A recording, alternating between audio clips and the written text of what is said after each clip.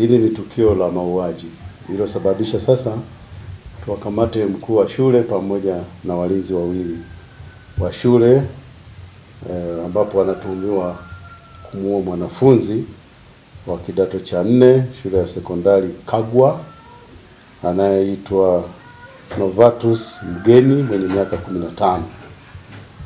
Hawa tuliowakamata kama nilivyosema ni pamoja na mkuu wa shule ya St. Kagwa ambaye anaitwa Zakaria Mwasenga ana miaka 47, lakini wengine tuliowakamata kama nilivyosema ni walinzi wa shule hiyo ya St. Kagwa. Mmoja anaitwa Michael Donsiano ana miaka 33 na wa pili Geoffrey Simon ana miaka 30.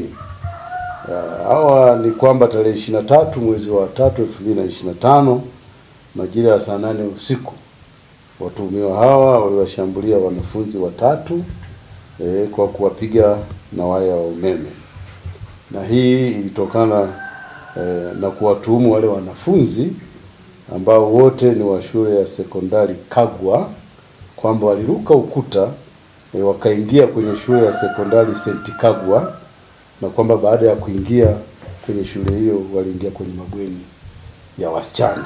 Kwa walivyokamatwa ndipo wakashambuliwa na huyo mwalimu pamoja na hao wanafunzi.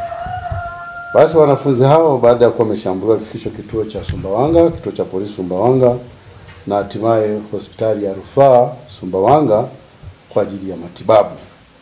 Wanafunzi wawili walitibiwa na kuruhusiwa, lakini huyu Novatus yeye hali yake iliendelea kuwa mbaya na hivyo akahamishiwa hospitali ya rufaa ya Kanda kule Mbeya ambapo alifariki akiwa anapatiwa matibabu.